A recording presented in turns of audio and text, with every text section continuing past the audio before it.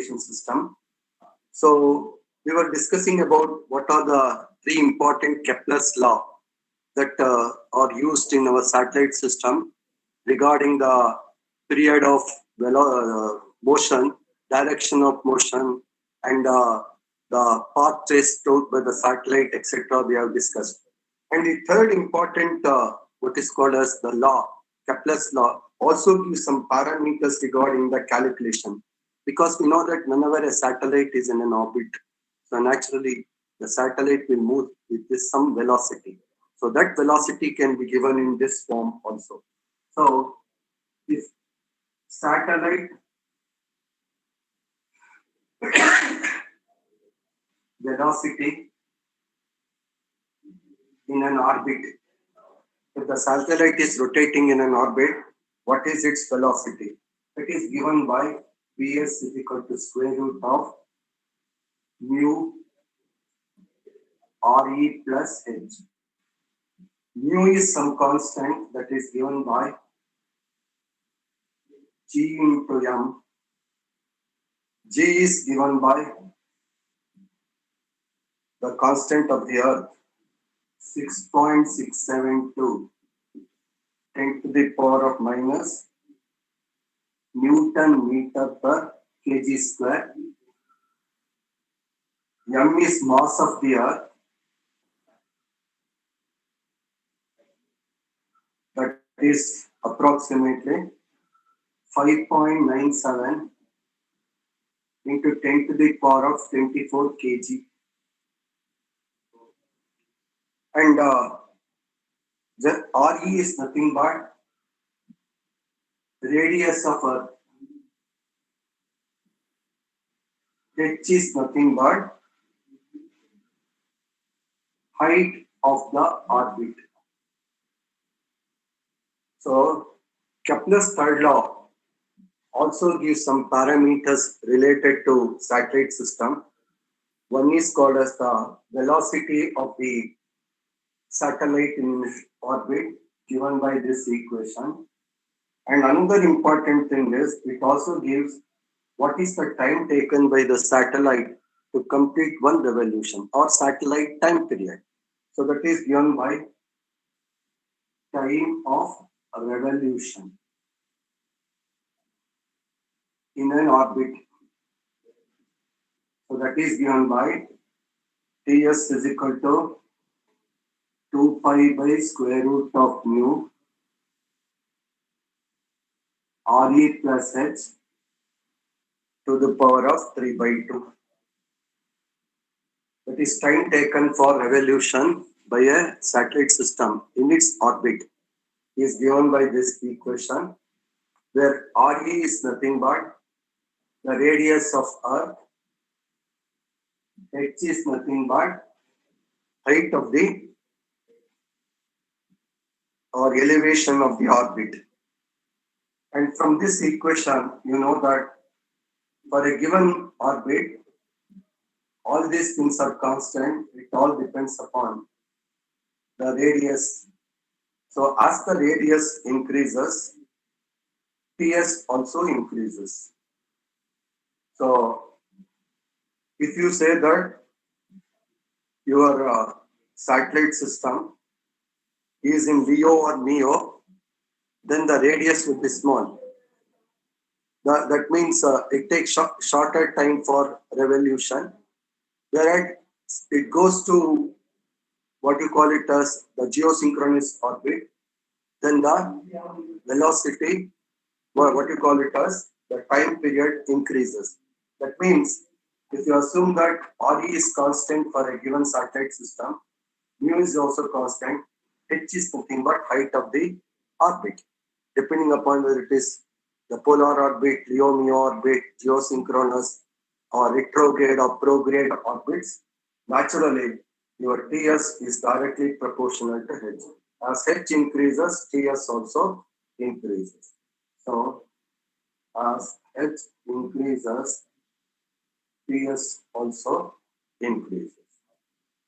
And another important thing is, whenever a object comes near the Earth, Earth will generally attract that object towards its center with some gravitational force.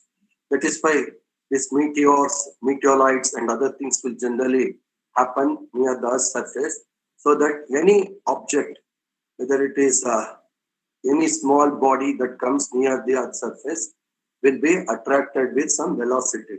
So, what will be the gravitational force that will be acting on the satellite? Because that is to be balanced. Otherwise, the satellite will come down to Earth. So, in order to see that the satellite is in its orbits, its centripetal and centrifugal velocities must be same. Then only the satellite will be actually rotating in its orbit, so without getting attracted by the Earth's surface. So, gravitational force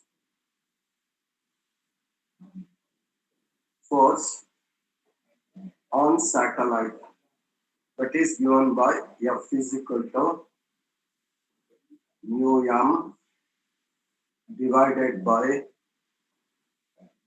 Re plus h whole square, where m is nothing but mass of satellite.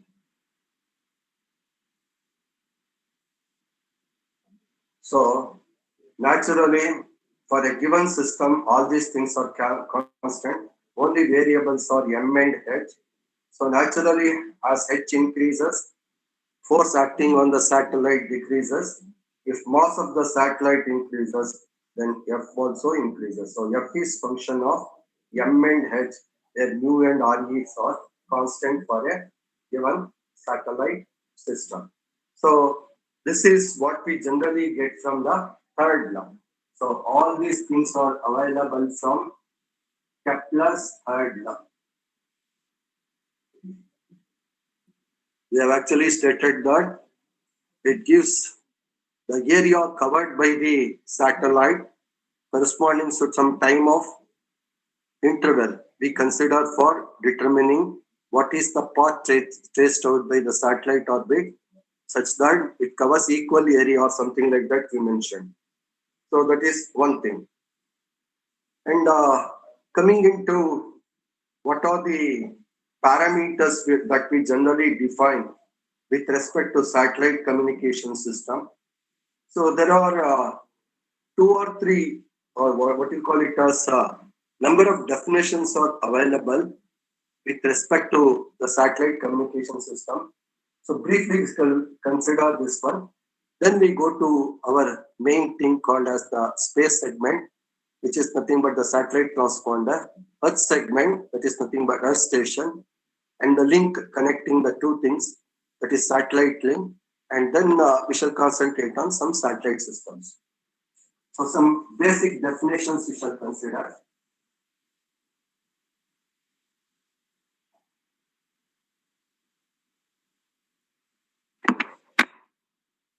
So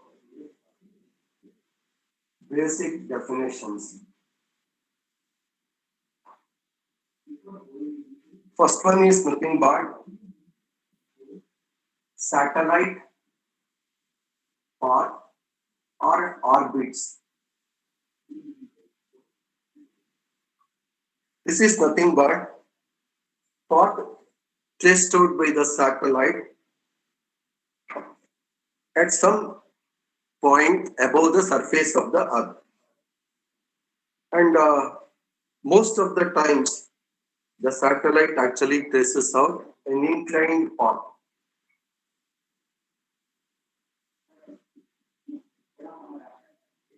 Two types. One is called elliptical, another is called as circular path. But most of the times it is elliptical path. Yeah, satellite will generally trace out. And regarding the orbits that are possible, that is height at which height above Earth's surface. What is the height of the satellite with respect to Earth's surface is defined in terms of orbits. There are different things. One is called as LEO, lower Earth orbit, medium Earth orbit, just above the surface of the Earth. Next, polar orbits, then geosynchronous orbit, etc. And here also there are classifications like prograde, retrograde orbits are also coming into picture. So satellite path or orbit is one important definition that is to be considered. That is path traced out by the satellite system. Next one is, we already mentioned that there are two objects involved in the satellite communication system. One is the primary object, which is nothing but the Earth, which is heavier, and satellite is the secondary object, which will be having smaller dimension. And already we have mentioned that since the path chased out by the satellite is generally an ellipse, so your primary object will not be at center. It will be shifted towards the left or right on the system. According to that, the arrangement will be in this form.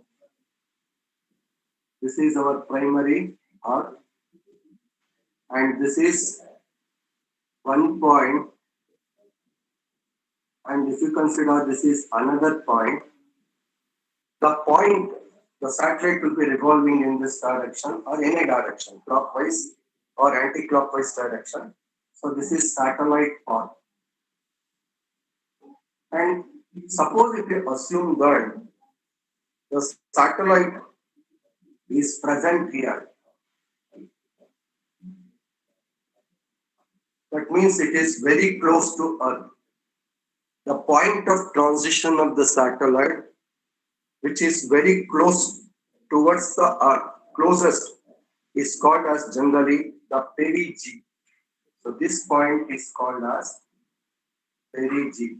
That is what is called as closest transition. And this is called as apogee. The point where the satellite is far away from the Earth. These two are very important points. So you might have read in papers and you are seen in televisions. Blue moon, big moon, like that, super moon. That is because of the, what you call it as, your moon will trace out this elliptical path. In this transition, in some cases it comes very close to Earth, and in some cases it will be farthest from the Earth.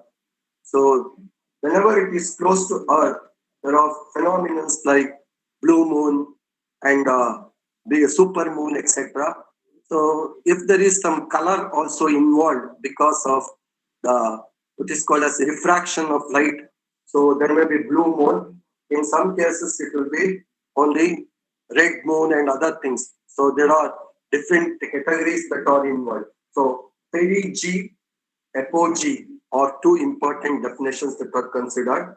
One is what will be the farthest point that will be corresponding to the transition of the satellite with respect to Earth orbit or Earth equator. And another thing is nothing but the shortest point or closest point of transition with respect to Earth. And the point, the line which actually joins these things together. So this is perigee. This is apogee. We have discussed. Fourth one is nothing but what is called as line of apsides.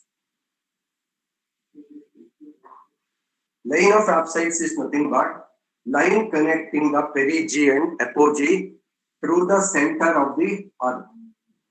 So line connecting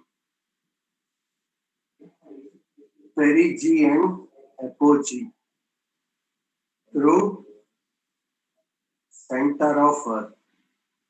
This is also another parameter which is frequently considered in the case of the satellite system. And since the satellite is actually revolving around the Earth in a particular direction, suppose if you consider some two-dimensional representation, it will be in this form. Some more definitions.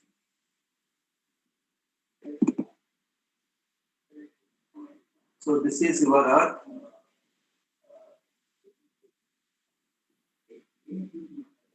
And if you write the directions of on the Earth, suppose that this is north, this is south, this is east, this is west. Suppose if we consider this as the equator, suppose if we consider some inclined direction, suppose if a satellite is revolving here in an orbit like this,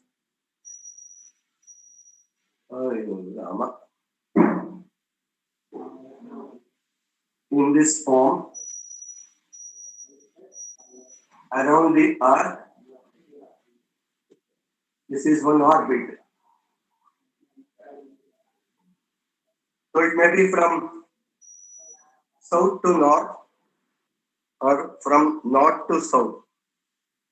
So there are 2 points of intersection of this orbit. This is also the equator. So this is one point. This is another point. This point is called as AS or AN. So next definition is nothing but AN, ascending node. Suppose if satellite is revolving in this direction, say the point where the orbit of the satellite crosses the Earth equator such that when the satellite is going from south to north in an inclined orbit, that we call it as the ascending node. In similar fashion, this we call it as EN. Next is nothing but descending node. Descending node is nothing but the transition of satellite orbit with respect to Earth equator when the satellite is moving from north to south. It goes upwards, comes down, and make a intersection with the equator at some point that we call it as the descending node. So one is called as ascending node, another is called as descending node. And next thing is nothing but line of nodes. What is this line of nodes? It is the line connecting ascending node and descending node to the center of the Earth.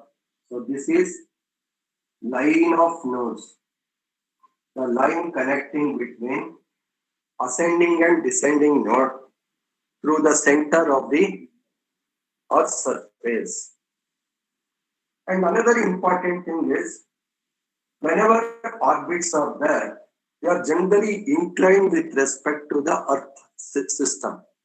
Because unless you know the inclination of the orbit, it is very difficult to trace the satellites or locate the satellites. So from that point of view, defining the inclination of the orbit is very important in order to properly track the satellites, because we are having our master control facility in Hassan, from where the movement of most of the Indian satellites are controlled. So for that purpose, in order to control the satellites, first they have to do tracking. Tracking is nothing but locating the satellite, then access the satellite and do all control actions. So for that purpose, this inclination is very, very important. And suppose if you consider the equatorial plane in this form, horizontal. In this form, this is equator. Suppose if we consider this is the point of intersection. Suppose if this is your what you call it as the orbit, this angle, what we define with respect to the given orbit and the equator is called angle of inclination. Angle of inclination is nothing but angle between the Earth's equatorial plane and the orbital plane measured with respect to ascending node going from east to west. So if we consider east to west plane here, this is the point of intersection corresponding to ascending node. With respect to that, what is the inclination of the orbit? Suppose if we consider the satellite in this form, if the orbit will be in this form, and if this is the equatorial plane corresponding to the center, so this will be the angle of inclination. If this is the center of the system with respect to equatorial plane, what is the angle subtended by the orbit in with respect to ascending node if this is considered as movement with respect to east to west. So this is also very important angle of inclination, but we call it as I. So that is another important thing. Angle of inclination. This is another important definition that is generally considered.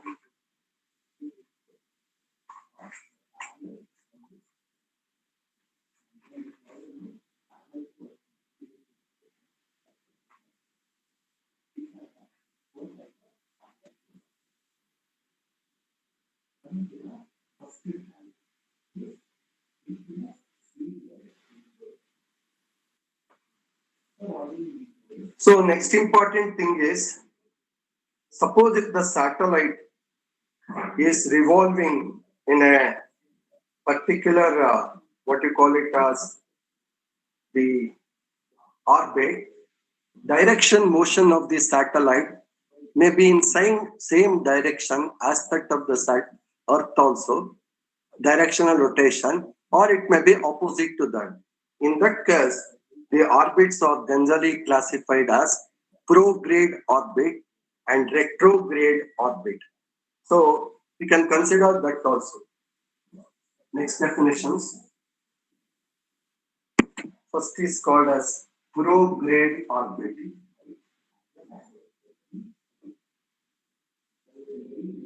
What is prograde orbit? Suppose if we consider this as the axis of the Earth, where your Earth is revolving in this direction, and this is your Earth system.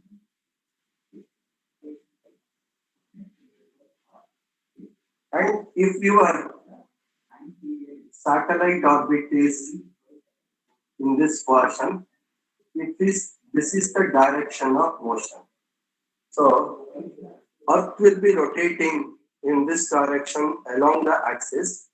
This is your Earth, and this is your satellite.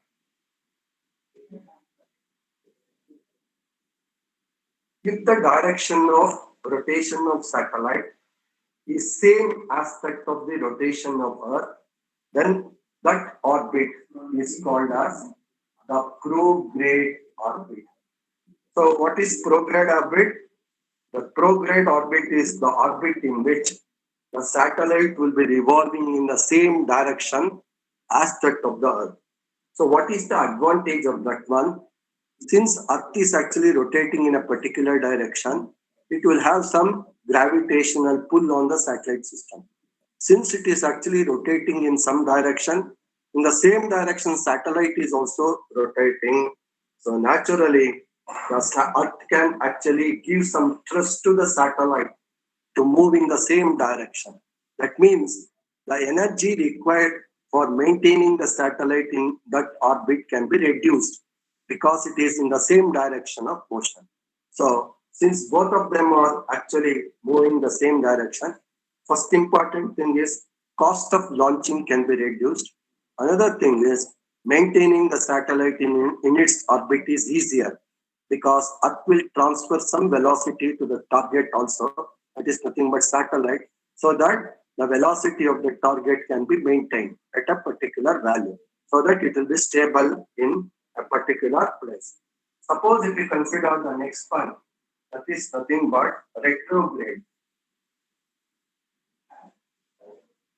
Prograde is also called direct orbit, another name, both of them. In retrograde orbit, what happens is, if you consider this is the satellite path, or which is nothing but an inclined path, so this will be in opposite direction. So here, the direction of movement of the satellite will be in opposite direction with respect to the satellite Earth movement here. So, what will be the inclination of prograde orbit? Suppose if we consider this as the equatorial plane, so naturally the angle of inclination of prograde orbit will be between 0 and 90 degrees. In this case, the angle will be between 90 degrees and 180 degrees, more than 90. So in one case, it will be between 0 and 90. 0 means Earth equatorial plane angle will be same aspect of the plane of the rotation of the satellite. 90 degrees means it will be along the polar direction, so that perpendicular to the Earth equatorial plane. So similar definition can be given in case of retrograde orbit. So here, direction of motion is opposite. Here direction of motion is same for the satellite system. And another important thing is epoch. This is also another terminology that is used. Epoch actually determines, suppose if the satellite is revolving in its orbit, suppose if you are trying to locate the satellite from some position like Hassan, MCF, I have to see what is the position at which the satellite is located. That is generally called as epoch. That is nothing but position of the satellite in an orbit at a given instant of time. That is generally called as epoch. That is in an orbit at a reference time or a given instant of time is generally called as epoch. And regarding the various definitions that we actually consider with respect to the satellite system, next is nothing but what is called as the satellite footprint.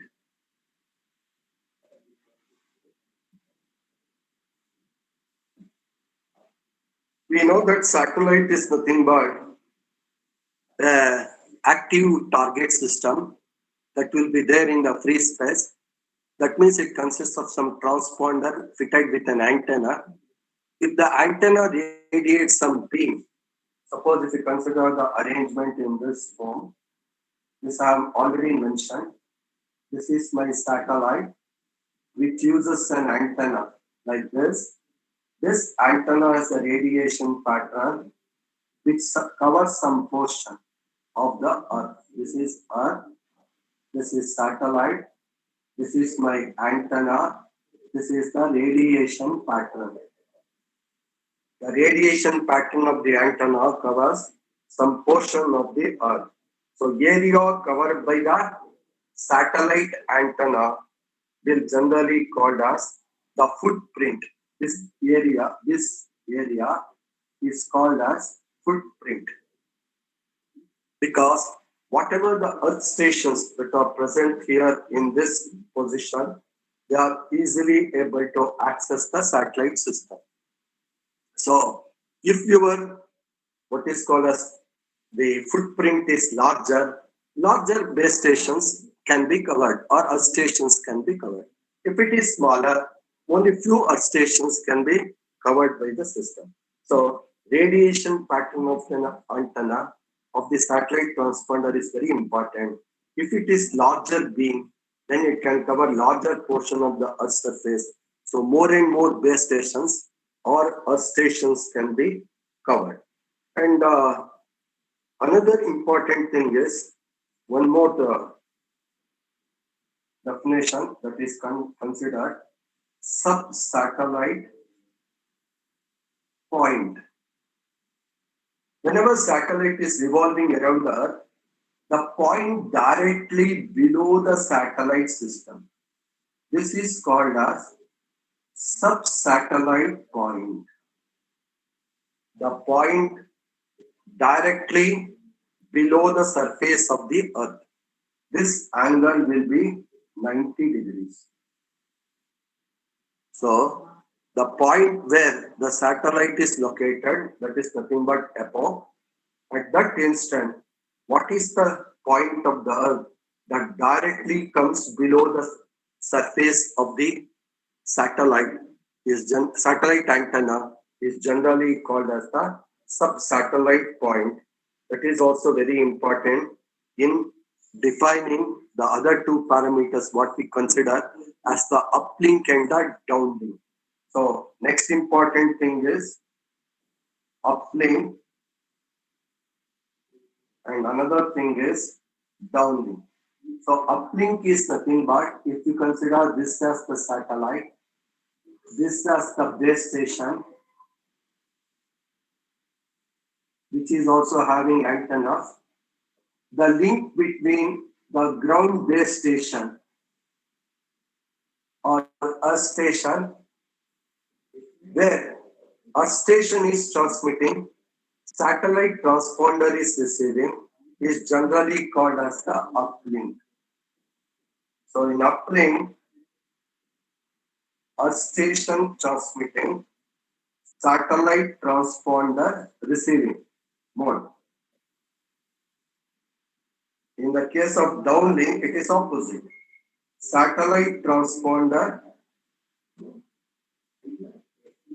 transmitting, Earth station receiving. In order to see that these things will not interfere with one another, what we generally do is we use two different frequencies for them. If you use the same frequency, then the two things can interfere with one another. In order to, what we call it as, overcome the interference between them, we generally consider uplink frequency by one value, downlink frequency by another value, selected from the same frequency band. So you must keep it in mind that if it is a C band transponder, your uplink and downlink frequencies from the same C frequency C band, or if it is S band, S band, L band, L band. Like that, whatever the microwave frequency band you are using for your satellite transponder system, in that only you have to derive the frequencies for uplink and downlink. These do not interfere with one another. So proper broadband separation is necessary in order to see that the two actions, what we consider, that is connectivity between Earth station and satellite and Earth station can be maintained. And some more definitions are there. I will continue. So let us continue with our problem solving with respect to unit 1. So one more problem we shall consider, problem solving, because hardly some 15 minutes or 20 minutes is remaining. In that we shall consider some problem solving. So problems on unit 1. So next example. So consider a two-port network. Two-port network means there are 4 S parameters, because your S matrix will be a 2 by 2 matrix. It consists of 4 parameters. S11 is 0.2 at 0 degrees. Then S22 is 0.1 at 0 degrees. S12 is S21, that is 0.6 at 90 degrees. These are the S parameters. So find all the losses,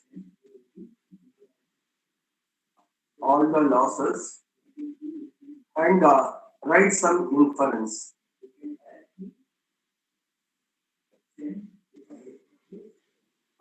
I have given some equations while dealing with S parameters. What are the various losses that are encountered in our microwave communication? How they are able to be expressed in terms of the S parameters. So use those equations and substitute your values in this one.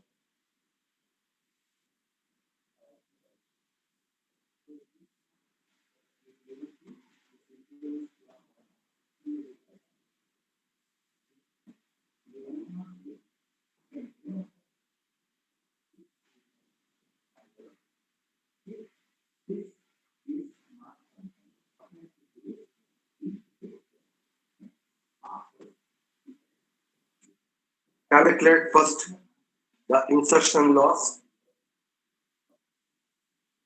So insertion loss will be minus 20 log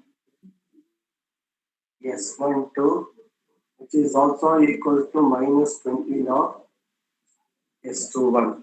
Calculate this one.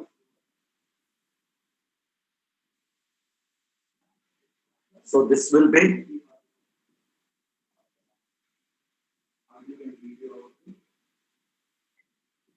it comes out to be around 4.4 dB. Please verify this one.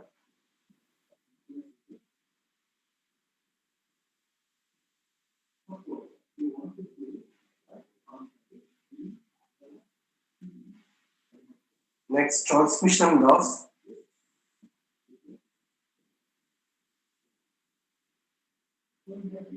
With respect to port 1, that will be 10 log of S11 square divided by S21 square, or 10 log of S22 square S12 square. You can calculate this one.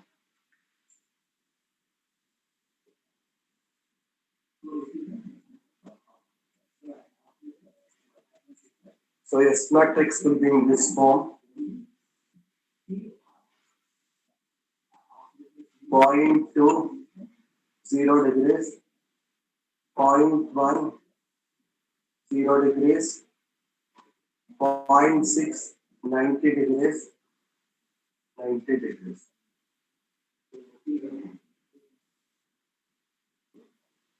This is your S matrix.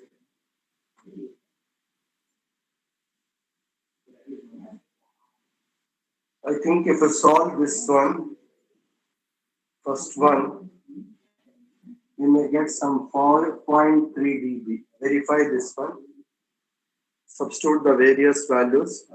Here, modulus means it is only magnitude. Phase is not considered for calculating the losses.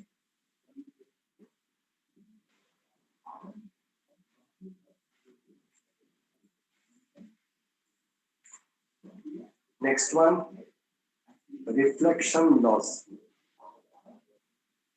10 log of S11 whole square for port 1. 10 log of S22 whole square for port 2. Calculate that one.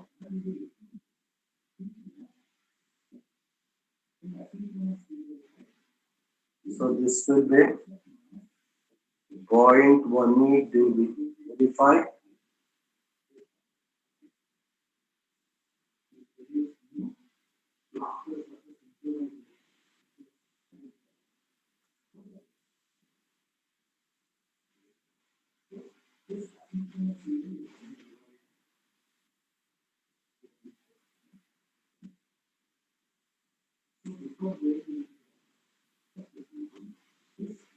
So next thing is nothing but return loss.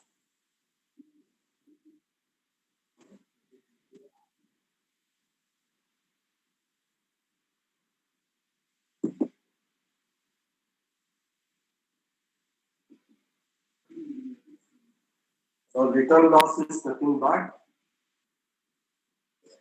S11, S22, depending upon in which direction the transmission is taking place. You can calculate that.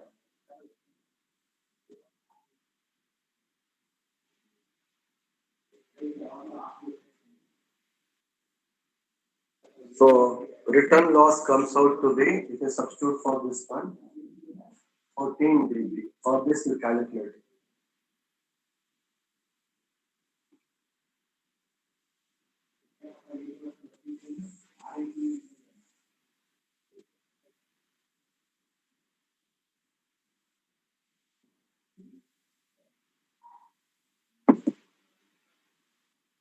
So what are the inferences we can write?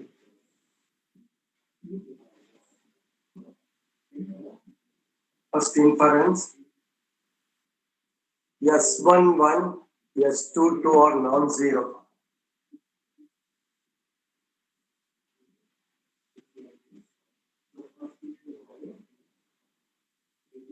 That means port 1 and port 2 are improperly terminated. They are not properly terminated. They are improperly terminated. Properly terminated means no reflection, zero. This is one thing. Second thing is, if we take transpose of the S matrix, both of them are same. Transpose, if you make row as column, column as rows, you get the same matrix. That means it is symmetric. Network is symmetric. And once it is symmetric, we cannot say that transmission is actually same in the two direction. We are having different losses in the system. So losses, transmission loss is different in different direction.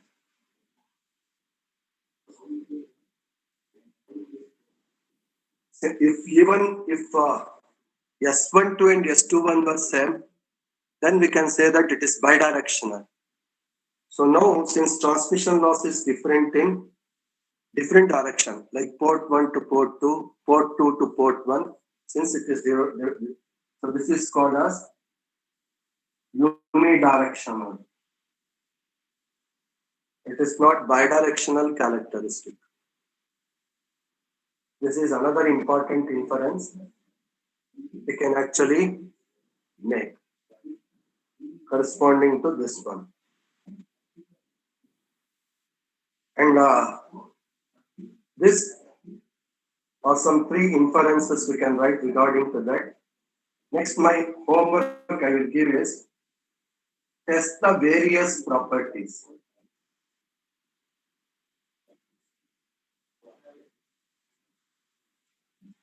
We have mentioned some four properties: symmetry property, zero property, unitary property, power balance, and phase shift property, like that, some four or five.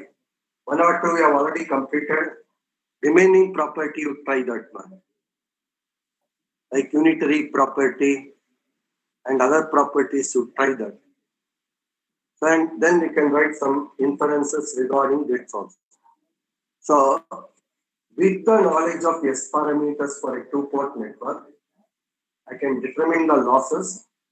From the losses or from the pattern of my S parameter, I can do some inferences regarding the characteristic of that port network. So we shall solve some more problems in the next class. I will cover some theory from Unit 2, and we shall solve some problems with respect to this one. And probably today afternoon or today night, within this today itself, I will send the remaining part of the notes for you regarding the Unit 1, so that you can go through that. Any questions? Hello? Any questions? Hello?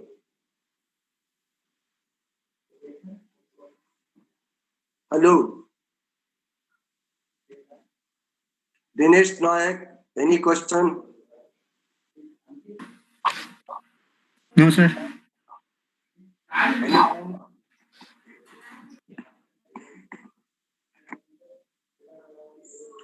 Lasita?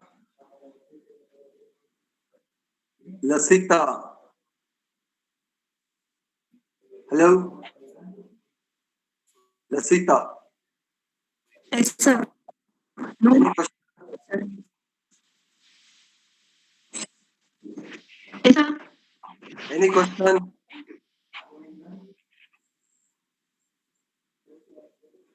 No, Any sir. question? No You questions. can ask. Okay, thank you. We shall wind up the class.